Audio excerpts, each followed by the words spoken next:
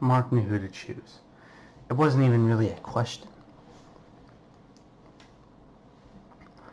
Right now, he was with the person that he had chosen. The one and truly only one that was there. And this person was, of course, Twilight. Right now, they were sitting down, having a nice meal together. Just as two people. Well, I mean, a pony and a person.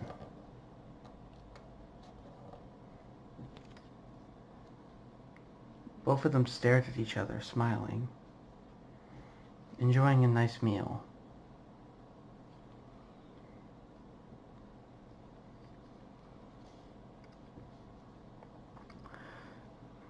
They went to a place called Bon Appetit. It was a rather fancy restaurant, 4 or 5 star. Mark didn't necessarily know. However, it was his treat to Twilight, to just celebrate each other. This purple alicorn had drove him madly insane. The love that he had felt for her was beyond recognition.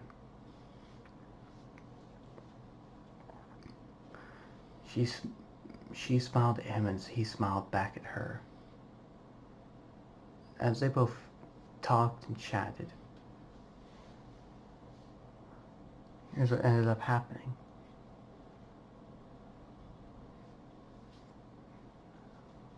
Twilight decided to strike up some conversation. So, why did you choose me?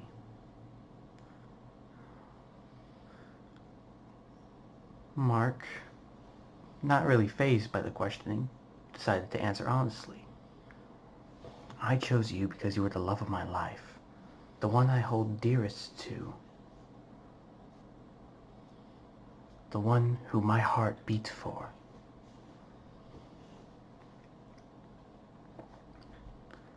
And, to be honest, because of you, I have accepted who I am.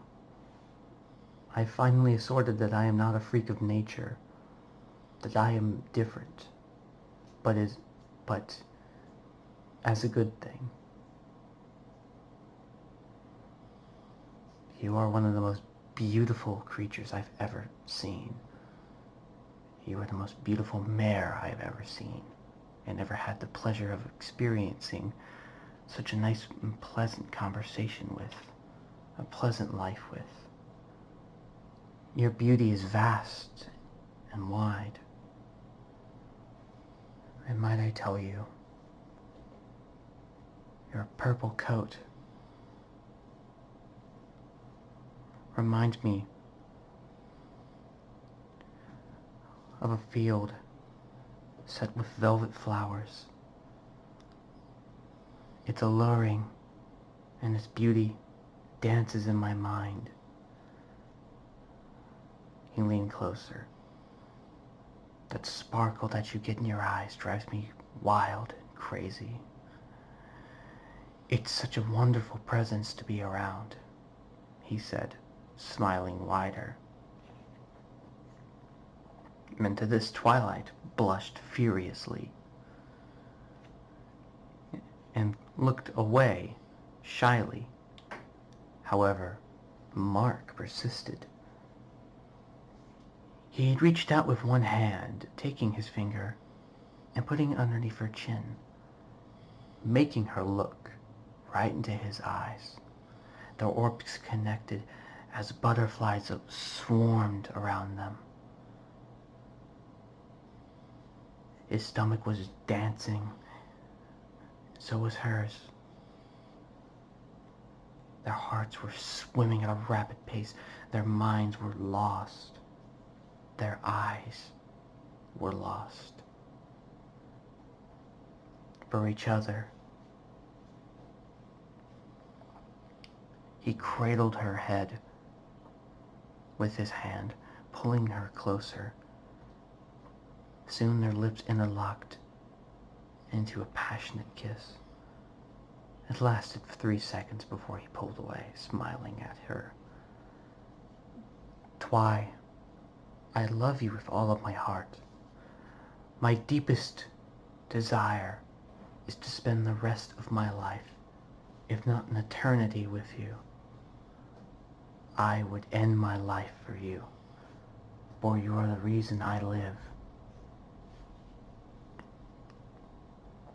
Before anything else could be said, the food had arrived, and Twilight, starved, began eating.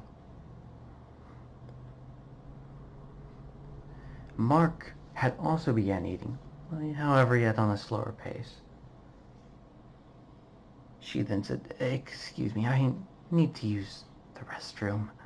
She smiled, just a little downcast, slightly awkwardly. She made her way down and began trotting to the restroom, or more walking.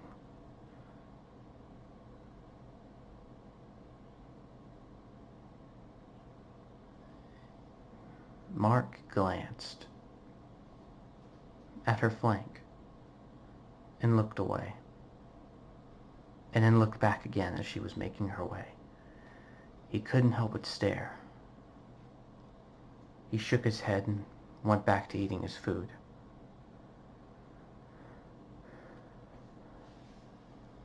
Not many knew this, but Twilight was his mare friend. Well, yeah, mare friend. He'd had a hard time. This time he actually managed to say mare friend and not girlfriend, but mare friend.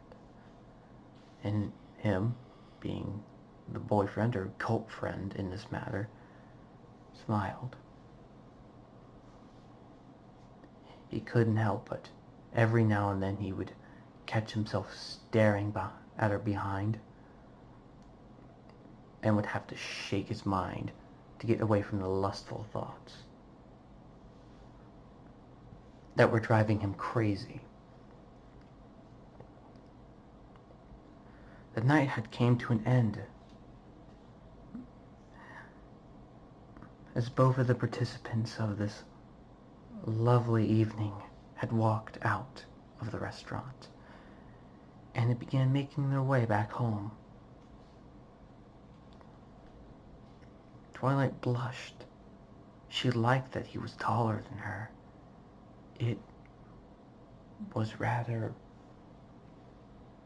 well, it in a way turned her on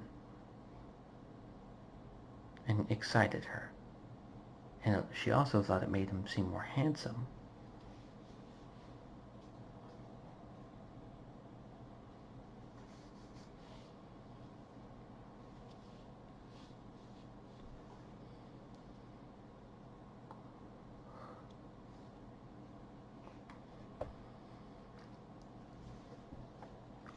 Once the two parties had begun their journey home, it had ended up happening.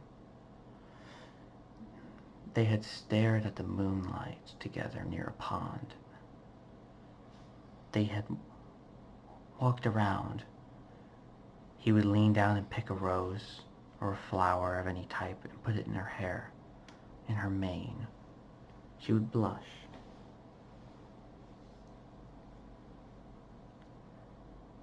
He couldn't help but notice that beautiful sparkle she got in their eyes. They would walk gazing upon the moon, the nighttime stars as they smiled down on them, reflecting in the peaceful pond water. They made their way home, finally reaching the front door. He popped his finger, opening the door. Whilst they had walked in, it ended up happening. He caught himself staring again at her flank.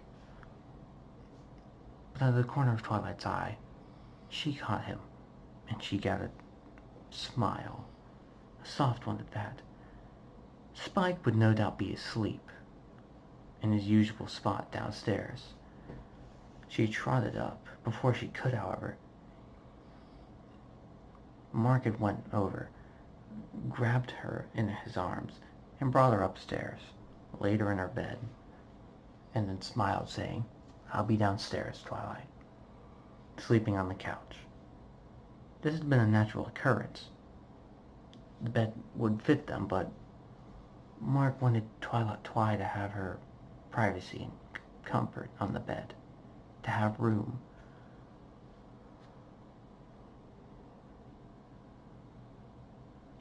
Before he could leave, Twi said, "Wait!"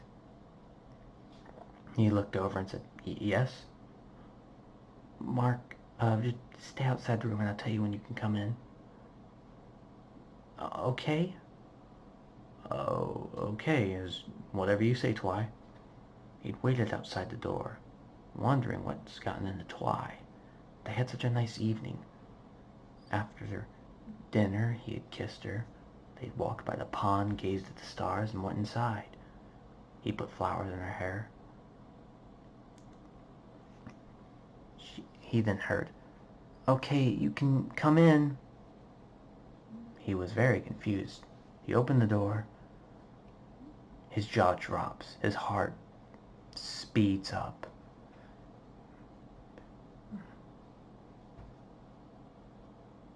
She's on her bed. And she's wearing black socks.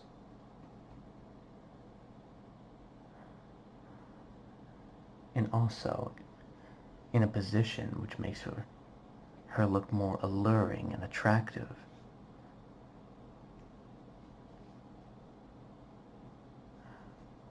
He couldn't believe what he was seeing.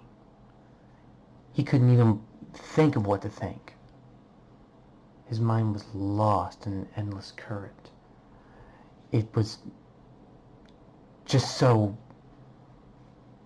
didn't know what to say.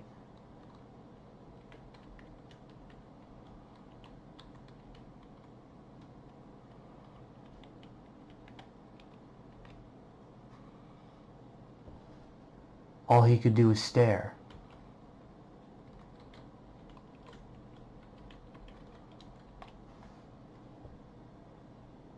Stare at her.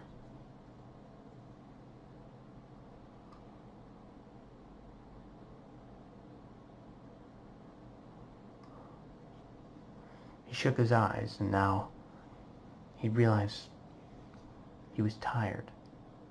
And then what he had seen was different.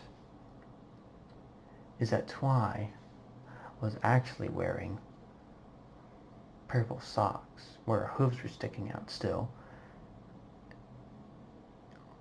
on all of her four hooves, wearing a purple collar and a bow tie, and wearing purple panties. His heart thumped harder and faster.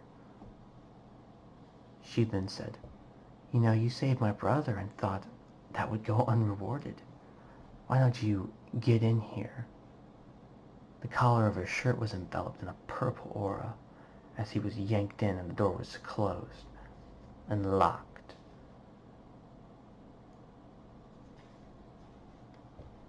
This was going to be one nice night.